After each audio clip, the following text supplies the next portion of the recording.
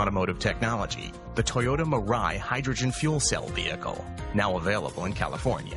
Combining oxygen from the atmosphere with hydrogen from its fuel tank, Mirai's only byproduct is water. You heard correct. Its only emission is pure, clean H2O. As with any Toyota, extensive testing and evaluation have ensured that Mirai delivers unparalleled safety, efficiency, and reliability. And with hydrogen fueling stations online throughout SoCal, California drivers now have the opportunity to be leaders in a new era of green innovation.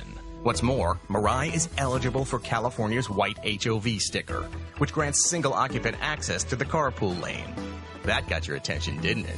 For more information, including where to find a dealer near you and all the current incentives, visit toyota.com/Mirai.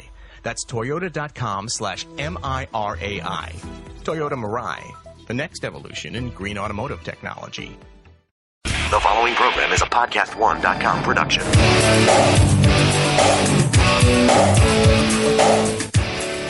I'm so glad to welcome you to the Clark Howard Show, where it's about you learning ways to keep more of what you make. Follow me at facebook.com/Clark Howard. Our new web address, clark.com, CLARK.com.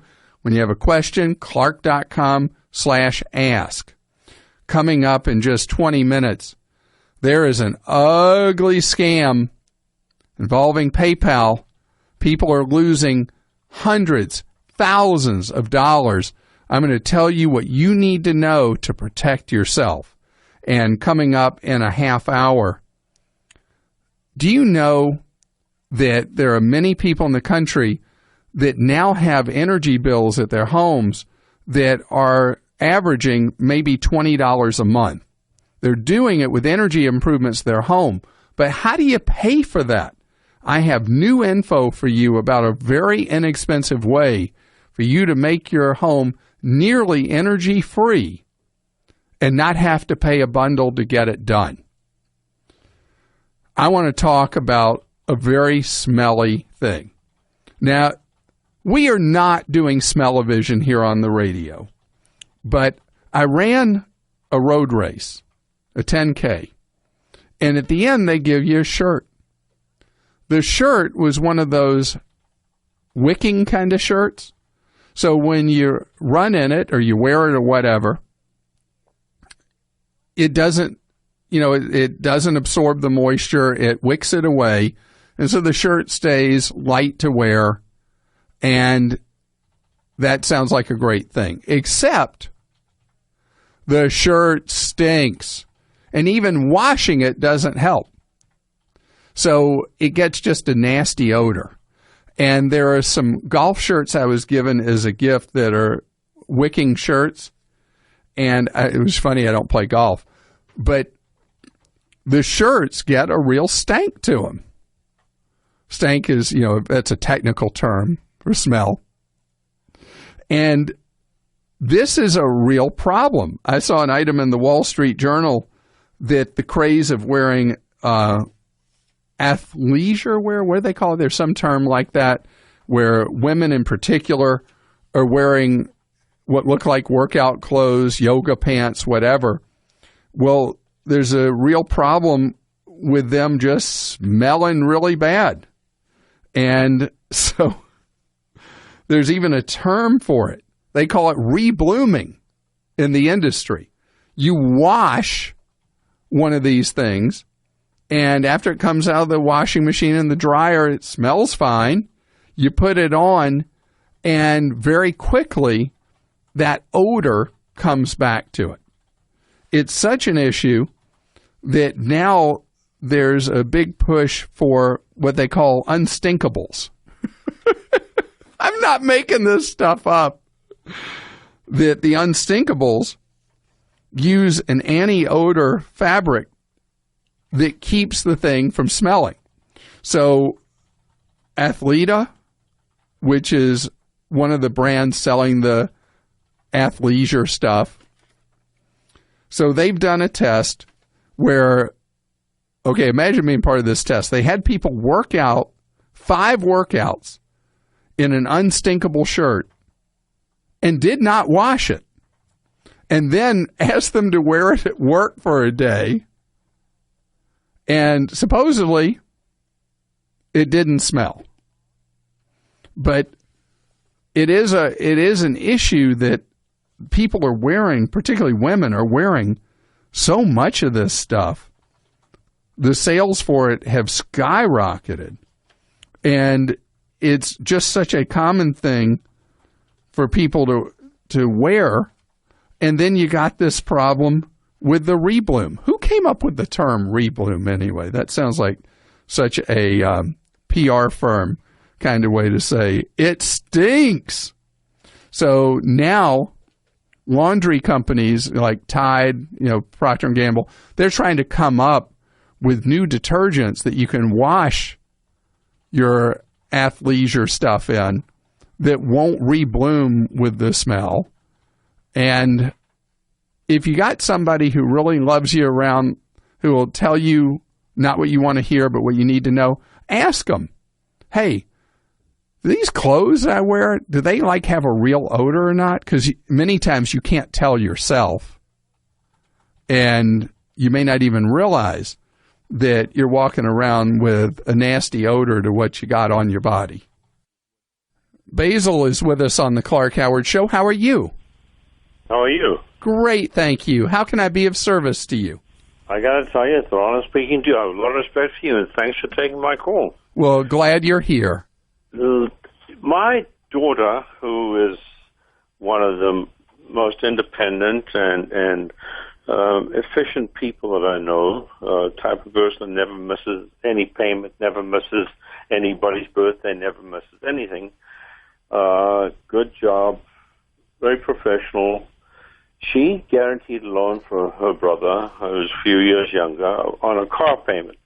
Now, she says guaranteed. I'm pretty sure it was a co-assignment on that loan. Yeah, that's what normally with a car loan, it is a co-signing obligation, which gives her none of the privileges and all the responsibility. Oh, that's the problem.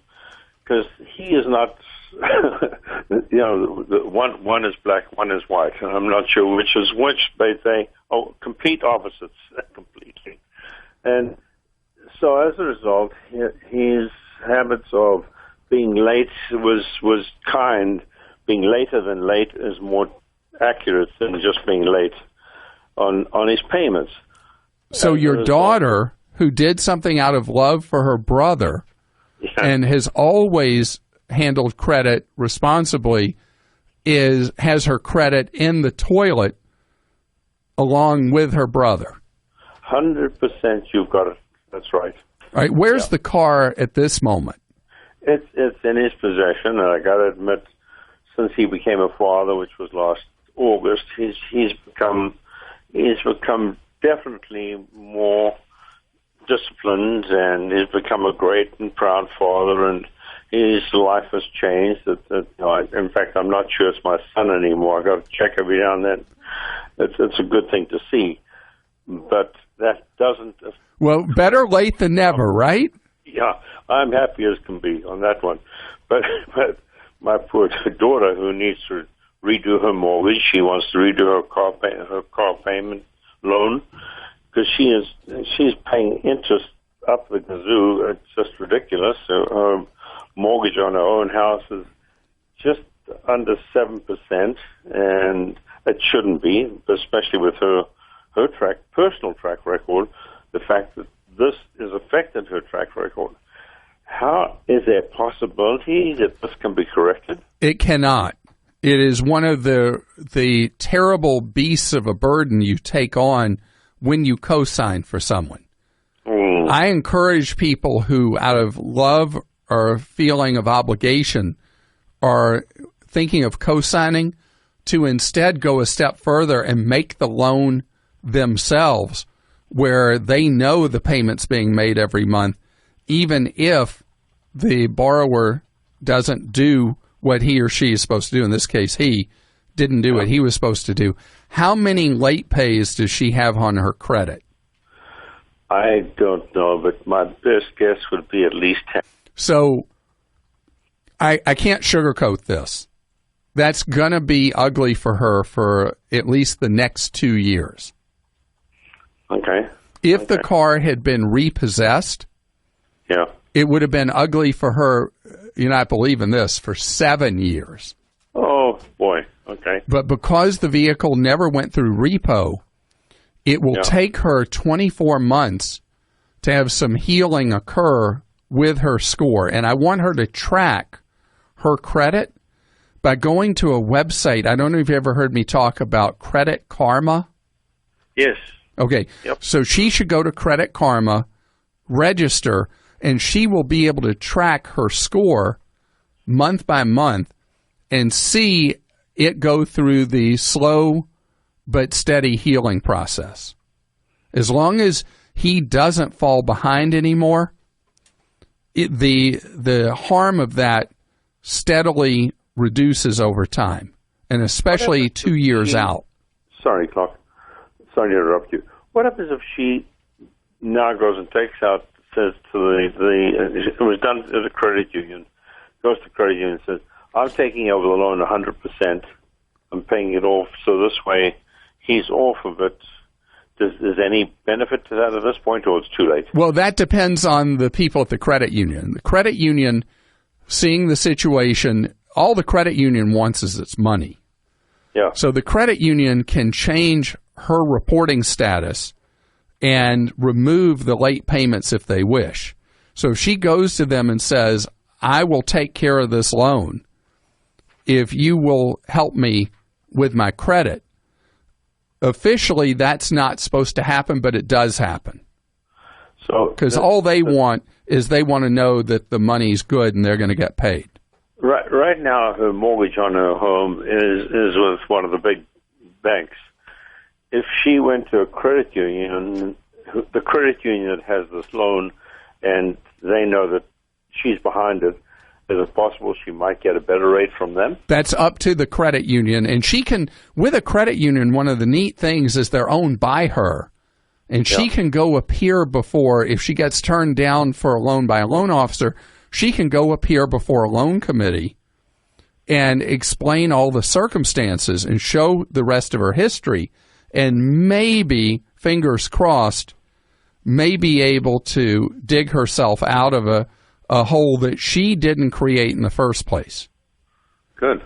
But I will tell you that you have done such a service for your fellow listener today, because people every day co-sign loans without really realizing what the implications are for their own credit.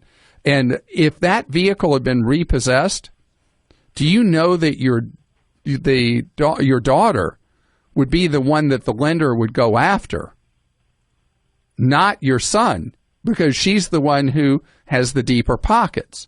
And so not only would she have co-signed for it, she would be responsible for it, and the vehicle's not even there anymore, and she ends up having to make all the payments for the loan. Co-signing is something that people do casually. I want it to be done carefully, but preferably not at all. Here on the Clark Howard Show, it's my goal to keep you from getting ripped off, to give you early warning. I have a special scam alert for you about a fast-growing scam that has infiltrated our country. Scams, rip-offs, outrages. It's a Clark-rageous moment. What criminal rings are up to, and we've had one call about this so far on the show. I'm surprised it's not more because this is quickly spreading. I read a new write-up about it in the New York Post. You go to sell an expensive item. Could be an item of jewelry, could be anything. It's not going to be something like a car. It'll be something smaller that is in the hundreds or thousands of dollars that you're going to ship to the buyer. And so you, as the seller, you get contacted by a buyer. Everything seems great. You work out a deal, and they pay you by PayPal. So you're like, great. They trust you enough to pay you, and then you ship the item. But guess what? They conned you. There was no money sent through PayPal. What the crooks are doing is they are creating a document that looks like, exactly like, what you'd see on a PayPal dashboard. And they're sending you something showing you you've been paid. And then you turn around and you ship it. The person profiled in the New York Post was sent $2,700, supposedly, for a very valuable watch. And only through a series of lucky breaks did not end up shipping the watch to the crook. What you need to know is a lot of people buy things, maybe on eBay or whatever, and you pay by PayPal, but you aren't often a seller, and you may not be as aware as you need to be about the fact that you don't actually have the money. So what you need to do, if you're selling something to somebody and they say they paid, is make sure that you have signed into your PayPal account to see that the money is there. In every one of the cases with these frauds, no transaction was ever originated with PayPal. This is different than what you may be used to. When you buy something on eBay, you go on eBay and you click to purchase. You may have a PayPal account set up there. You sign into your PayPal account, or if you have one sign in, you're already in there. You authorize the payment, and it's done. And the seller gets the money, and you as the buyer wait for the shipment of goods. But PayPal can be used on many platforms and not just on eBay. So these frauds are heavily happening outside of eBay, but PayPal is not doing anything wrong. The criminals are doing something wrong, pretending they are paying you with PayPal. So remember the rule. When you're selling something, the buyer says they're going to pay you through PayPal, and they send you something showing you've been paid. Don't trust that. Go to PayPal, sign into your account, look at your dashboard, and see if the money really is there.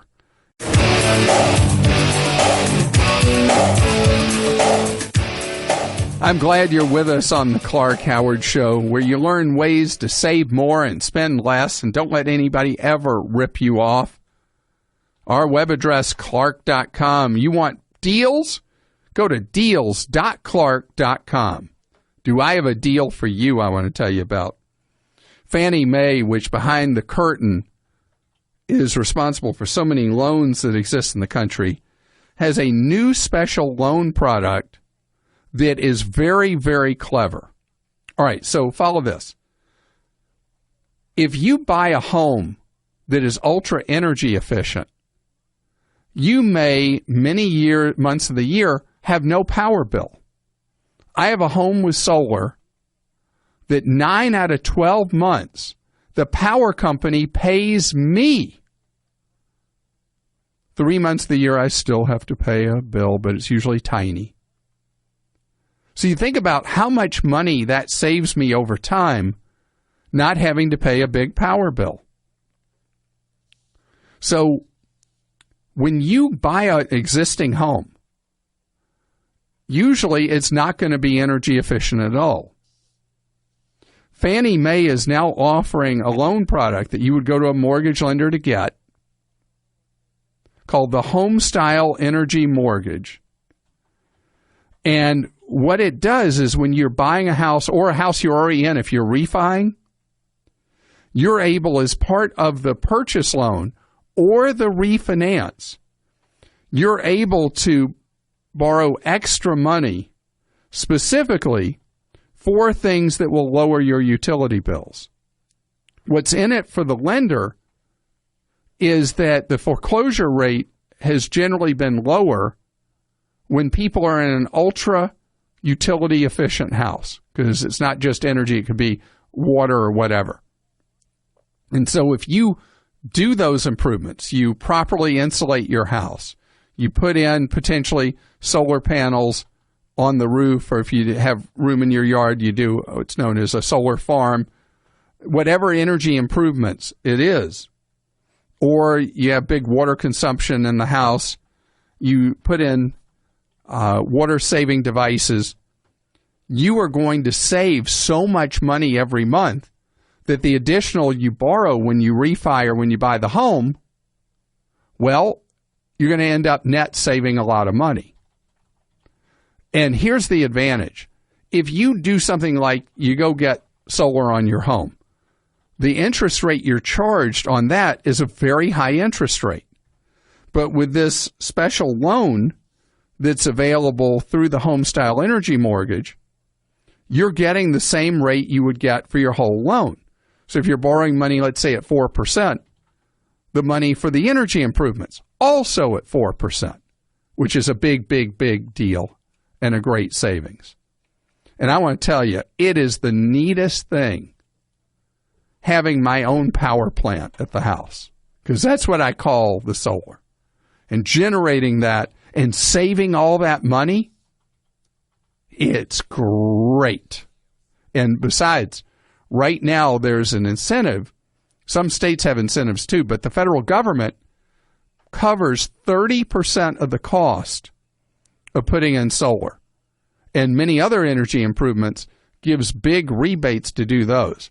Now, if you don't want to do a lot of stuff, the most efficient use of your money to reduce the energy consumption in your home is get it properly insulated. That can make a big difference in what your bills are, and you might not need very much money to do that anyway. And I want to thank the great real estate writer, Kenneth Harney, for tipping me off to this great new loan product. Phil is with us on the Clark Howard Show. And Phil, you have a question for me about Magic Jack and Uma. Clark, I'm a little bit worried here. I'm not sure if you're losing your edge or you just let your wife and children run your home management. My wife and children make all the decisions. I'm just a spectator in my own life. I understand. How is it that you knew that? Well, you've mentioned several times over the last couple of months about Uma. And you have to buy their little box there, which I'm assuming, or I'm thinking now, is $160 to $200 one-time charge. Actually, if you shop the marketplace, Umas tend to be $100 to about $149. I've seen them street priced a lot lately, about $129. Okay. Well, Magic Jack, I bought my little device that plugs into the wall outlet for $20. And I bought their 5-year plan. So I'm paying $30 a year for the phone, and you're paying $36 a year, plus you had to make the initial outlay of the 100 and whatever it was. So I use both, and I use them for different purposes. So Uma, we use in our home because it is flawless phone service. It's fantastic. It's clear as could be. With Magic Jack, I find the service is hit or miss on my Magic Jack. And so I use Magic Jack when I travel overseas. And that's the primary purpose. I have it as a traveling device because it's so tiny. So I don't use it as my home phone service. I use it as a traveling service so I can receive calls overseas for free and make calls from overseas back to the United States for free. Which you can't do with Uma. Right. So, and, I'm talking on my Magic Jack phone now. All right, so I'm sorry to tell you, you did have earlier a little digital noise on the Uma, on the Magic Jack. And so Magic Jack it's a good service, but I just don't think it's as reliable as Uma. So that's why I make that distinction. And you hear me talk about how great Uma is, and you hear me, when people ask about Magic Jack, I talk about it, but I don't praise it with the kind of praise that I give to Uma. I understand. Can I ask you one related question? Sure. Why don't we hear more about consumer cellular from you? That's a good question. As an alternative provider for cell phones? Yeah, my wife and I both have Samsung Android smartphones, and we pay $38.74 a month.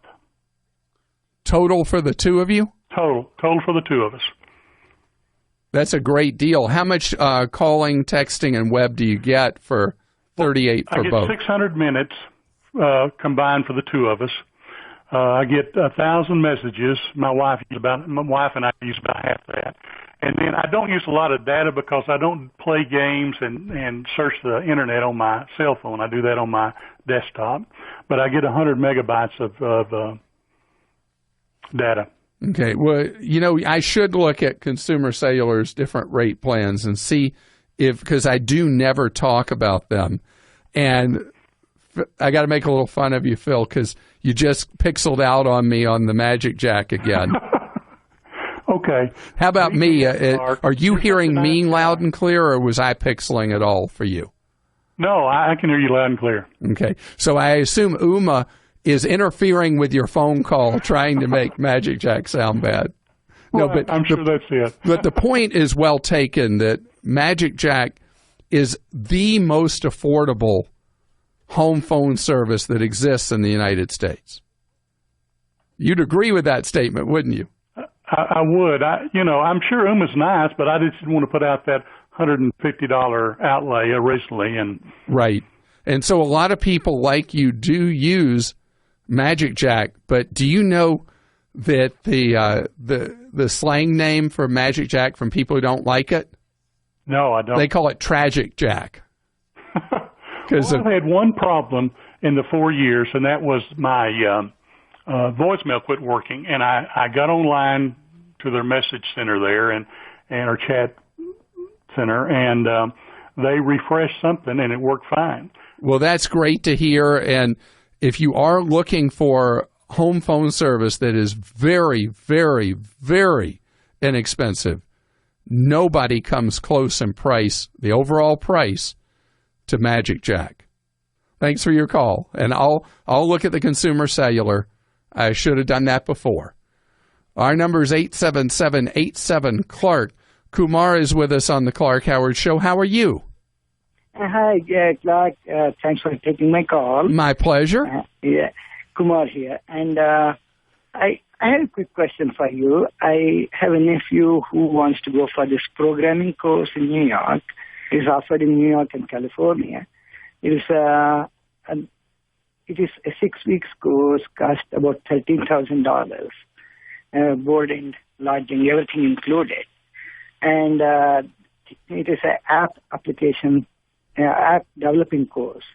And they say that it is, at the end of that, he will be, if he gets employed, then they will take 10% of the employment, and then he don't need to pay any fee. Or if he decides, as he is planning to do, if he wants to finish the college, so if he goes to college, then he has to pay $13,000 for the programming for the course. Well, the program, I love the concept of this. You can take the program for free, but then you commission the school for the education you got if you get gainfully employed by one of the tech companies. Yeah, right. And I love that because it's if you go through the program and you don't get a job, that's it. But if you go through the program and get a job, then they're getting a cut of your pay. And I think that's pay for performance in the right order. Yeah. And I'm a fan of it. Yeah.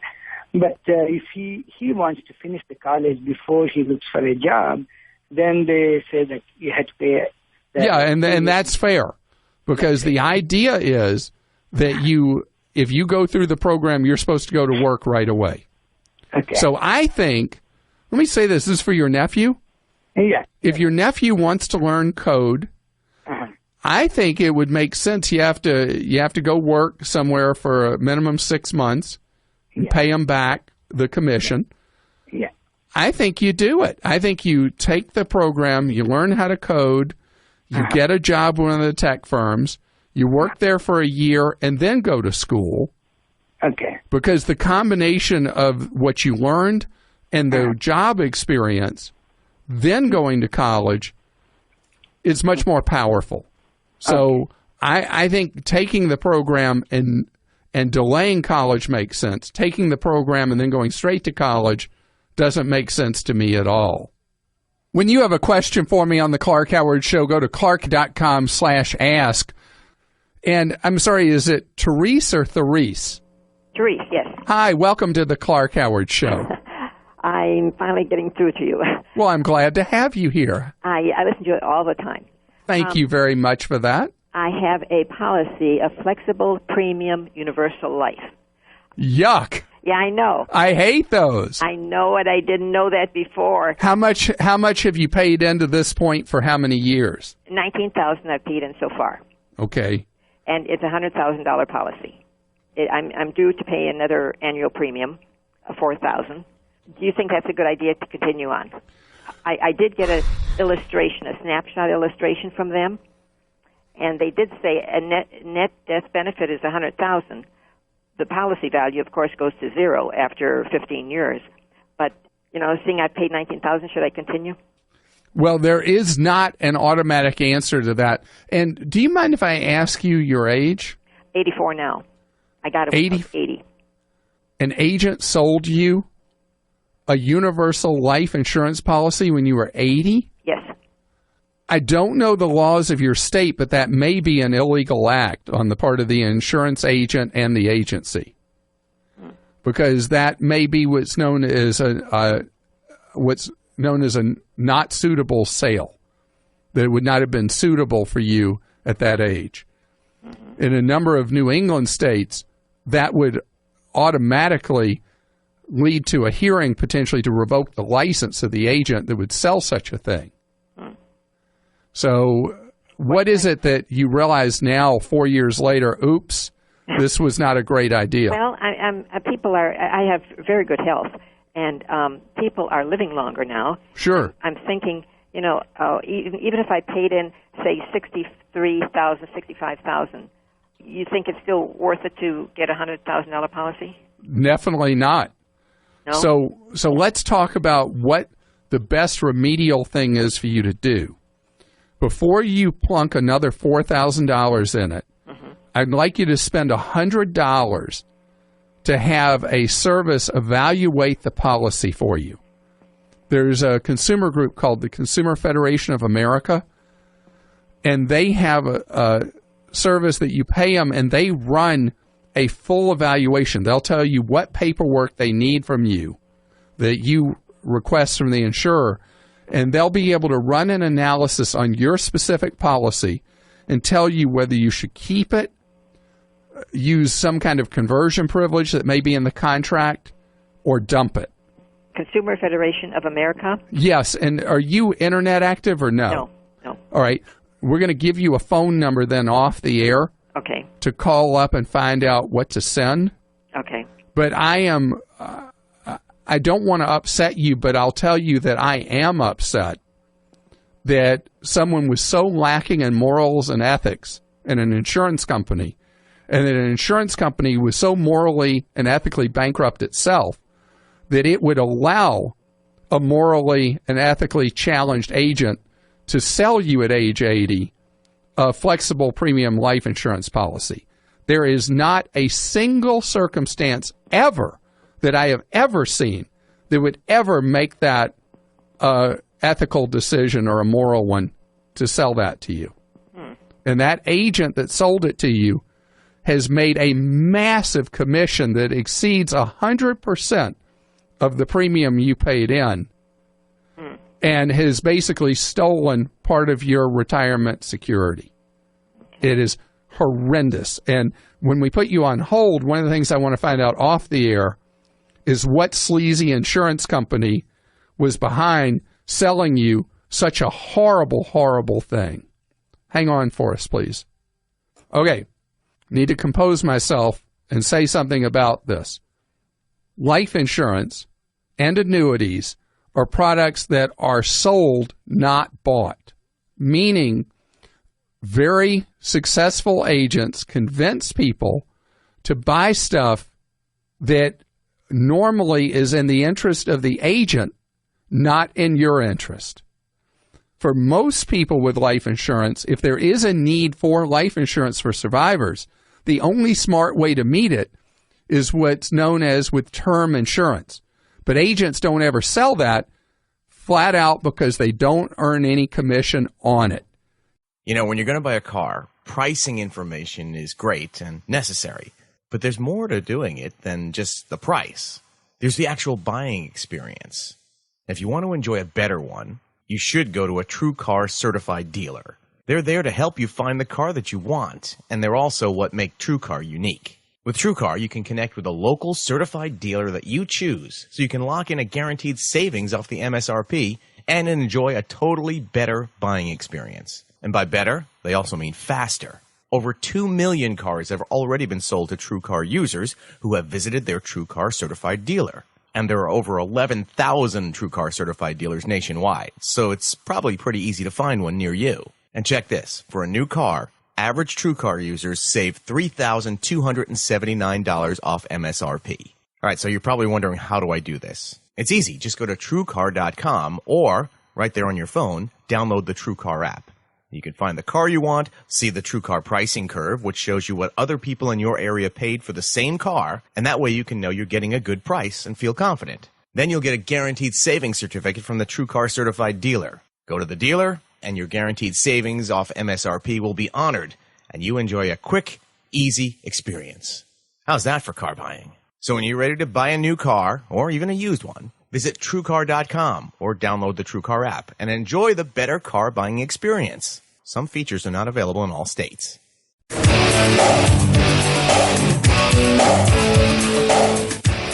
I'm so glad you're with us on the Clark Howard Show. This show is devoted to you. It's about you, and it's about your wallet. I want you to learn ideas from me so you can save more, spend less, and avoid getting ripped off. You can find me on the web at clark.com. When you got a question for me, clark.com/ask. So remember what I just said. I said this show is for you and about you. But there are times that you may feel I'm tone deaf or I failed you. And that really does stink, because when you hear me say that this show is for you, I mean it. That's what it's about. And there are times that I am going to let you down. So we have a special forum at Clark.com called Clark Stinks. It's where you go and you post where you feel I've been misguided, given bad advice, bad information, or I am just clueless. Other people can see what you post. They can comment on it. They can agree with you, disagree with you, whatever. Krista, our executive producer, goes through your posts once a week, and we share highlights with you right here on the air. I should have never encouraged you to speak. You must think I'm pretty stupid. You should be ashamed of yourself. Well, maybe I'm wrong. Maybe I'm wrong. Maybe you're right, pal.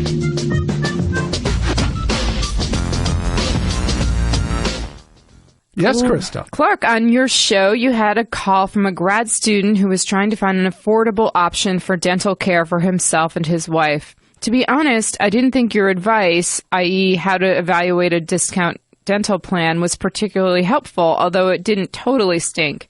So here's another option to consider. In most cities of any size, there are low-cost, no-cost, and sliding scale options available to low-income folks. There are a couple of websites, and they list freedentalcare.us and freedentistclinic.com that keep track of these clinics. Just be sure to thoroughly read the description of each clinic to make sure you qualify, as some clinics have restrictions like children only or Medicaid patients only. That is a great suggestion. Thank you very much. I struggled during that call to come up with a good answer, so I appreciate you taking the time to post that. Listening to a podcast on the way to work today, I heard Clark talking to a caller about potential mischievous use of a photocopied driver's license. My first thought was, hey, he pronounced it correctly. Mischievous. the 3 syllables.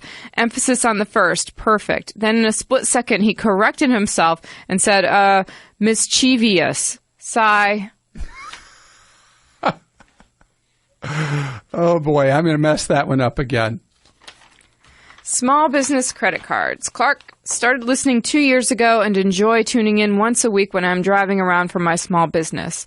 Last week, you stated again that as a small business owner, I should not use my small business cards, but stick to my personal cards because of the liability of someone getting a hold of it and fraudulently charging. My personal is limited to $50, liability, I believe they're saying, but I checked and double-checked my business cards have a $0 limit. In fact, over the 3 years I've had my business card has been fraudulently used 3 times, and I was never held responsible. Perhaps you should revise what you're saying to my fellow small business owners. Thank you. So if a credit card issuer wishes to extend $0 protection to you, that is their choice administratively. They can change it at any time and their card member notices. However, with a business credit card, you stand a much higher liability risk because you are held to a different standard as a business owner using a business credit card than you are with a consumer card. And it's just flat out, it's the law that you're held to a different and much higher standard when it is a business card. But if your issuer is choosing to give you an additional layer of protection, that's great. Clark, often callers phone in asking about paying off their home mortgage. The first thing that you ask them is what is their interest rate. If the rate is low, you advise them to not pay off the mortgage. That is not good advice. Since a mortgage is a front-end loaded loan, it is never advisable to keep a home mortgage at any rate except 0. Here's an example of a $250,000 loan at 4% for 30 years. The first month, you would pay a payment of $1,193. Of that, $833 is interest, and only $360 goes to principal. Therefore, the interest rate paid for that first month is really 69.79%. At the 5-year anniversary, you would have paid $46,731 in interest and $23,881 to principal. That is a 66.66 rate of interest. At the 10-year anniversary following the same procedure, you would have paid 62.9% in interest. At the 30-year point, the rate is still 41.81% in interest. Over the life of the loan, comparing the interest paid to the principal borrowed, you would pay an interest rate of 71.87%. You would have paid $179,673 in interest to borrow $250,000. You were giving so many numbers out that our listeners are like zombies right now. Yeah. So why do I talk about the interest rate and make that the first question? Because with making decisions about money, it's all about priorities. So if someone has a very low mortgage interest rate, over time, they should be able to out-earn that with investments. As far as the math you used showing how much of each payment is interest versus principal, it's all about the amortization schedule, but it doesn't change the effect of where interest fits in. So if you would go back and run an amortization schedule at, let's say, 3%, 5%, 7%, and see how much more interest there is charged if you look at a more historical interest rate, because today's interest rates are unusual, obviously, and near record low. And think of it this way. If somebody's not saving money for retirement, owning your home free and clear when you approach retirement isn't any good if you have no money to live on because you can't eat your house. So that's why one of the first questions I ask is the interest rate, or the first question is the interest rate, specifically because I've got to help people get their priorities in the right order. Clark, you stink. Advising college students to save money from higher out-of-state tuition at different state universities by declaring a different major than truly intended is morally and ethically wrong. You've done it a few times now, and each time you even say yourself that it was a shady gray area. It's not a gray area at all. It is all red. Hit the fraud alert button on yourself. Millions of listeners hang on to your every word, so if you give the go-ahead on shady stuff like this, they will inevitably follow. Would Warren Buffett condone such behavior? I suspect not. Your punishment for such a heinous crime is I will refer to you today as Mr. Howard. Ouch. Oh! I appreciate all your advice. Your friend from Alaska, Matt. Matt, Warren Buffett is in Clark jail right now because of some dirty, dirty, dirty stuff he's been doing in Nevada, where he owns the big monopoly power company, where he used his political and financial influence to ban solar in the state of Nevada. And so Warren Buffett is in my jail. Okay, so on that issue, have I crossed a moral and ethical line? That is very possibly true. What I think about, though, with young people entering college is only a tiny percent of people stay with the major they initially entered school in. I probably changed my major 5 times in college. Krista, did you ever change your major while you were in school? No. You always knew you were going to be an English major? Yes. All right. Probably not the smartest decision, but yes. Joel, are you going to prove me wrong, too? Did you pick only one major? No, I did switch at one point. Okay. It's normal that people switch many times. So if you want to go to school in an adjacent state and they have a program where you can qualify for in-state, the fact that majors are fungible and people change them so much, I would say that I may have crossed a moral ethical line. For some reason, I feel okay about that one. Okay. What is wrong with Clark? Is Clark showing a double standard when it relates to debit cards? Maybe I'm missing something, but Clark constantly, repeatedly, and virtually always bashes piece of trash, fake Visa and fake MasterCards. However, on a recent podcast, I heard Clark advise not one, but 2 different callers to open a Schwab investment account and get their debit card. One was for someone going to Europe and needed a way to keep the fees down related to ATM withdrawals. Clark, you may not stink, but you were showing a bit of hypocrisy because it relates to one of your girlfriends. You may not stink, but I definitely could use an explanation. Love the show.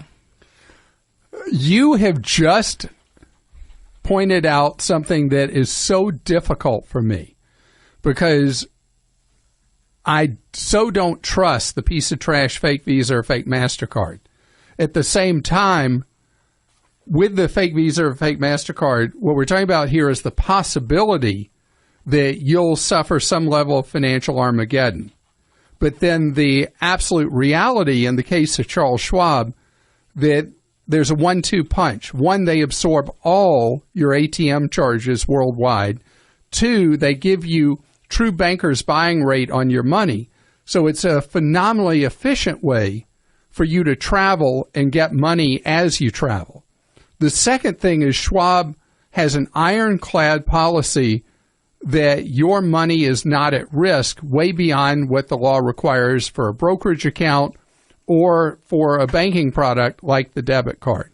So we need a change in federal law to extend the same protections to debit cards that credit cards have.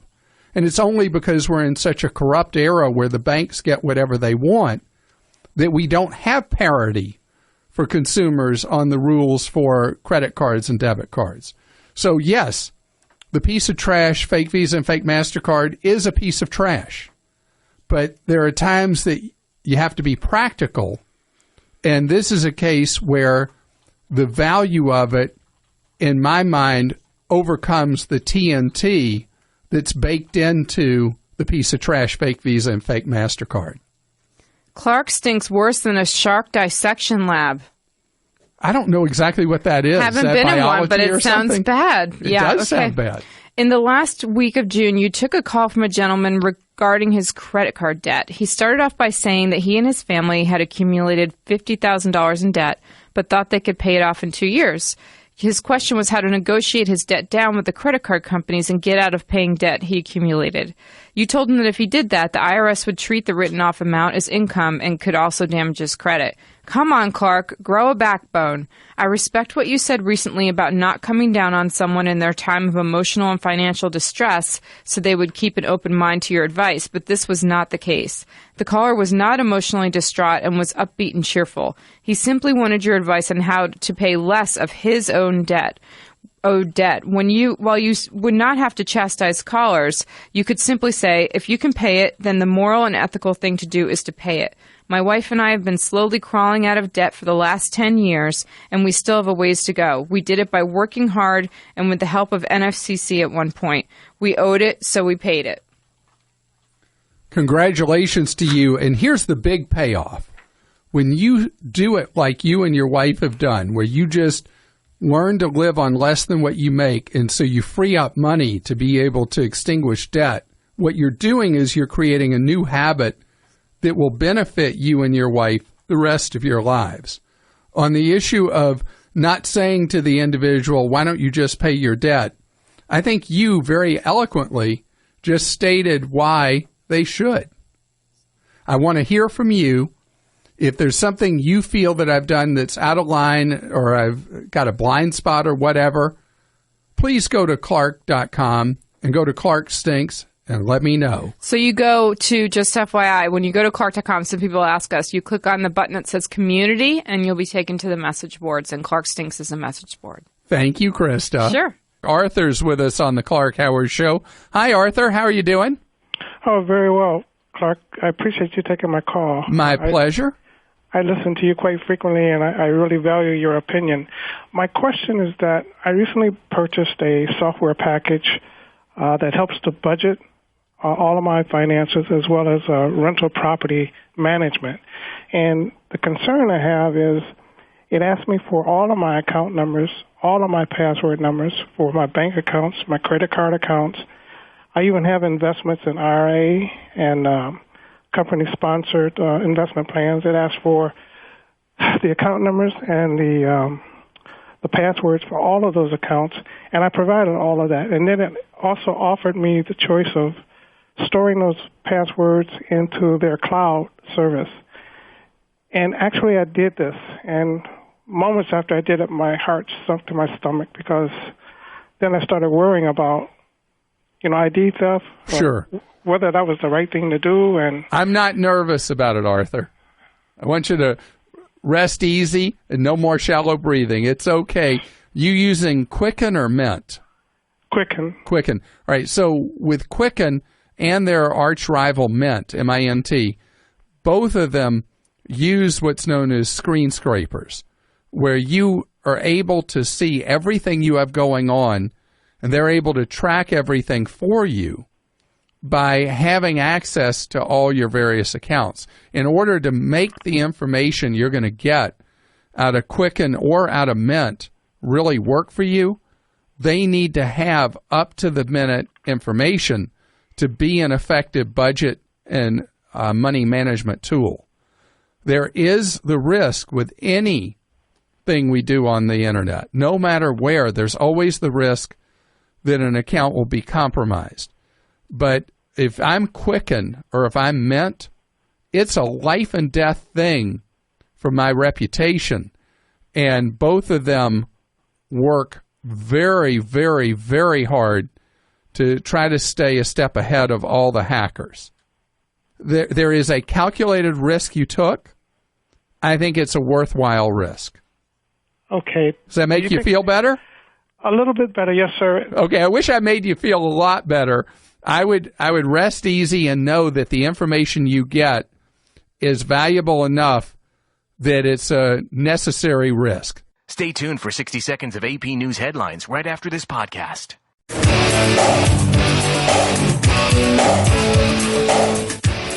I'm so glad you're with us on the Clark Howard Show, where it's about you learning ways to keep more of what you make. You can follow me at facebook.com/Clark Howard, our new web address, clark.com. When you're looking for deals, go to deals.clark.com. Something I want to talk about that I talked about just about right now a year ago is in summer, people are much more likely to ride a motorcycle than the rest of the year. And we're at a position now in the United States with a huge increase in the number of people being killed, sadly, on motorcycles. And it now accounts for roughly 12% of vehicle deaths in the United States, even though motorcycles account for a tiny fraction of miles driven, usually well under 1% of miles traveled.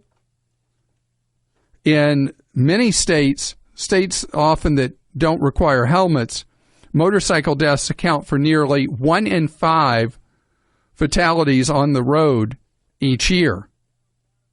So, as a general rule, the stats show that riding a motorcycle is 25 to 30 times more dangerous per mile than riding in a car. So this is stuff you already know. You've heard probably in the past, but it's uncomfortable. You don't want to hear it. But there are things you need to know to mitigate the danger. First, who's in greatest danger?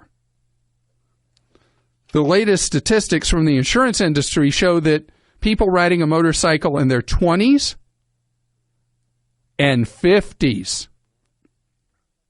Many people are riding motorcycles in their 50s, and the machines you're riding may be, well, they may be heavier, they may be more powerful than maybe your reflexes and strength can handle. But at the very least, there are 2 things you can do that will improve your odds riding a motorcycle. One is when you buy a motorcycle, according to the Insurance Institute for Highway Safety, buy one with anti-lock brake system. Something most people may not even be aware of, that motorcycles carry ABS systems as an option. Now, not every motorcycle manufacturer provides the option for ABS, but you will reduce the chance that you will be in a fatal crash by 1/3 simply by having a motorcycle with ABS. Just as ABS made a big difference in the safety in passenger cars, it's making a huge difference for motorcycle riders. The other consideration is to take a motorcycle safety course. A lot of people feel like they know how to ride one, and what you know may be too little and put you in danger. So I ask you please to consider these things to make yourself safer on the road. I know talking about helmets, a lot of people say, nanny state, nanny state, nanny state. Well, if I'm nagging you and it prevents you from having a brain injury or worse, then I'm glad I nagged you. But it's your choice in most states whether you're going to wear a helmet. And then when you're buying one, you might have to pay more for one with ABS. Pay it. And then taking the safety course is priceless. And they're not expensive. Bernie is with us on the Clark Howard Show. Hi, Bernie. Hi, Clark. Boy, I bless the ground you walk on, man. Wow. Wow, that's putting too much weight and responsibility on me. Well, of course, there's others that wish the ground would open up and swallow you, but, you know. Hey, we signed up, paid $100 for a foreclosure website. Ew. And for 6 months. And they don't seem to be doing their job. There was 17 houses on this thing had foreclosed last July, and we're still there. And we learned of one on our own that had been up there, foreclosed on over a week ago, and they had no information on it, and a lot of others. Nothing's changing. Yeah, this has been a problem. Uh-huh. Is there have been these fly-by-night operators that have popped up and said, Hey, we're your inside source to secret information on foreclosures as they happen. Yeah. And then they charge you an upfront fee, and then they may or may not deliver the information they promised. Bernie, how long ago did you sign up? Almost a month ago, less than a month ago. And how did you pay? Credit card. Real credit card, not a piece of trash, fake Visa or fake MasterCard? It was a Visa. But what I mean is, was it tied into your checking account or a real credit card where they bill you each month? Where they bill us. Thank goodness. All right. Well, I just have been informed by our executive producer, Krista, that this website is dead now. Uh-oh. And so they maybe were over-promising and under-delivering to a lot of people. And what you should do immediately is take a screenshot of the website not operating. Oh. Just print out you know what I mean when you print out a screenshot? Yeah. And then contact your credit card company. You can do it right online and dispute the $100 charge. Okay. Because you have 60 days from the date of a charge to dispute it. And in this case, you would dispute it for their failure to deliver the service. Okay. Now, is there a good website for this kind of information, foreclosed homes? Well, actually, I have a preference in that category, and I've not found yet, and I've been looking a lot for a website that I feel does a good enough job at culling the foreclosures, and I've never found one that was one that I was happy enough with. I've tested some because, you know, I buy foreclosures myself. And I've just not found one. And right now, actually, most of the activity is not in foreclosures. It's migrated to short sales. Oh, okay. And do you know how a short sale works? Yeah, pretty much. We're just looking for one place to, move to. Well, then, here's what I would do. You know pretty much the neighborhood you want to live in, right? Yeah. Start driving around that neighborhood and write down the names of real estate agents you see that have property for sale. In most extended neighborhoods, you'll see the same names of 3 or 4 people start popping up over and over again. They're the people who really sell a lot in that extended neighborhood.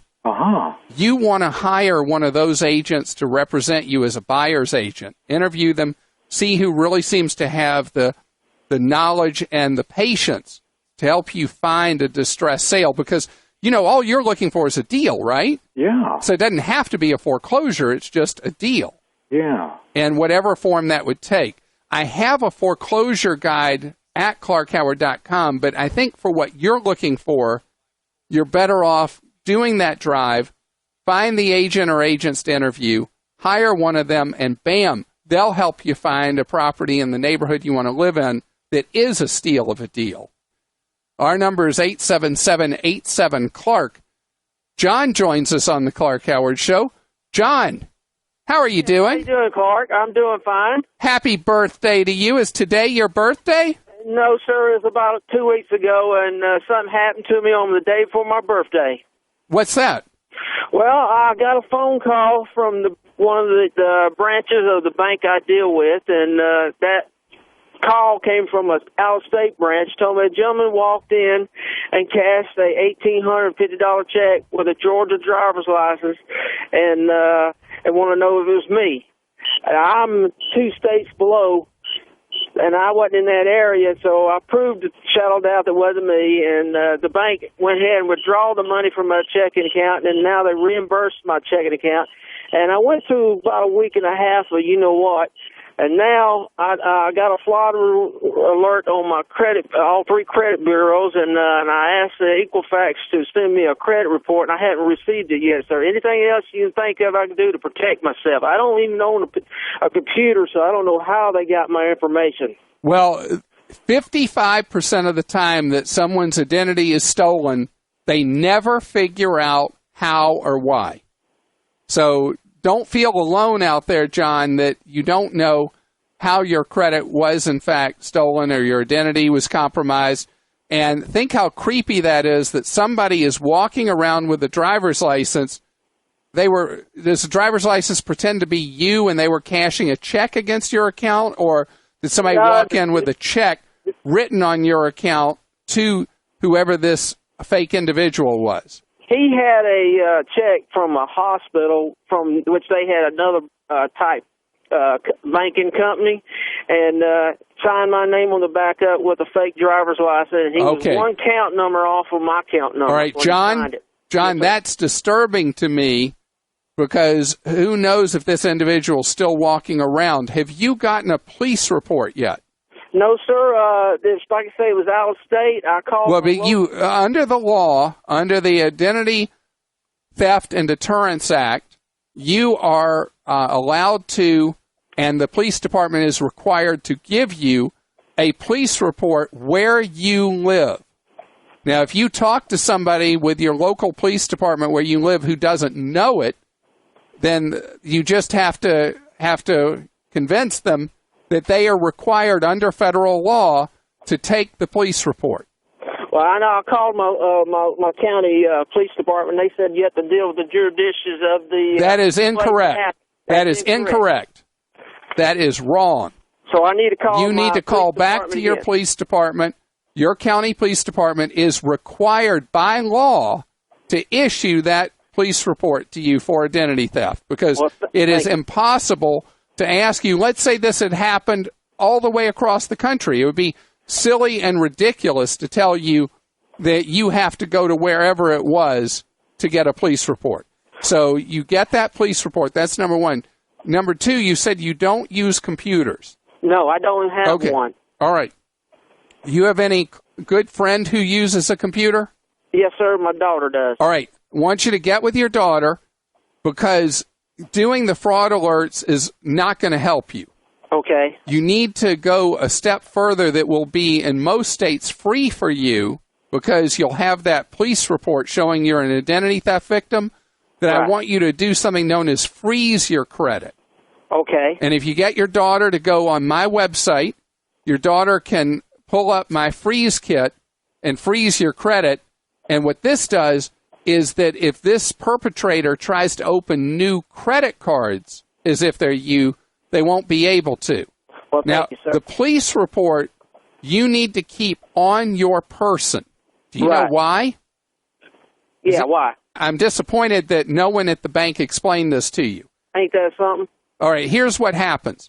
And I don't want to unnecessarily scare you. I just want to tell you what goes on so you'll be prepared. Let's say this individual starts trying to write checks as if they're you. Okay. And they have an ID pretending to be you. Right.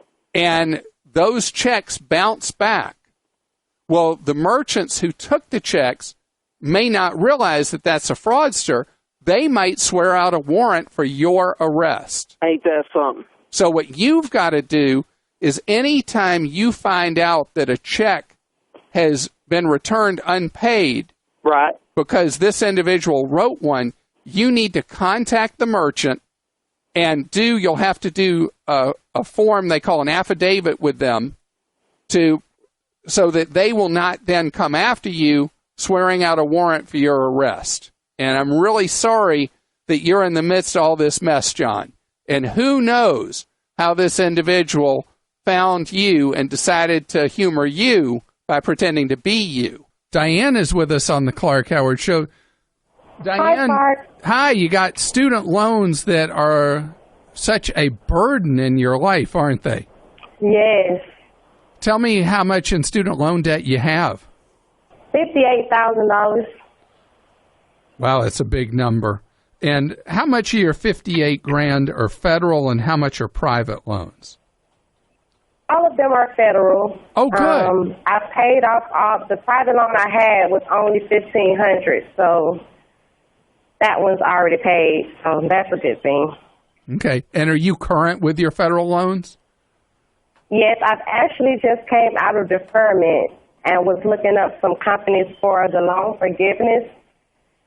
And I found one company, and they was telling me it would be $425 for an initial fee, and then after 30 days, they would examine my income to see exactly how much a month I would have to pay. And I was trying, and that's for the next 300 months, which is 20 years. And I was trying to see was that a good Diane, do you hear that? You hear the bombs bursting in air? Yes. Rip off, maybe scam.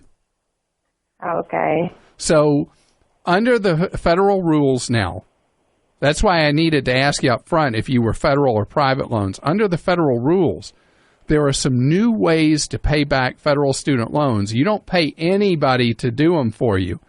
The feds are happy to work with you without paying a penny for anybody to guide you through what's generally called income-based repayment. And so now it's fantastic because you pay only based on your income. If you're unemployed, you're considered to be current even if you can't pay. If you're employed but not making a lot of money, your payments are teensy tiny.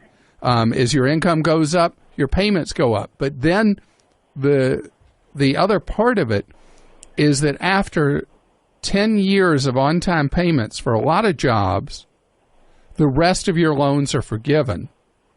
And for any job, as long as you make the minimum payments required, the remaining of your loan balance is forgiven after 25 years.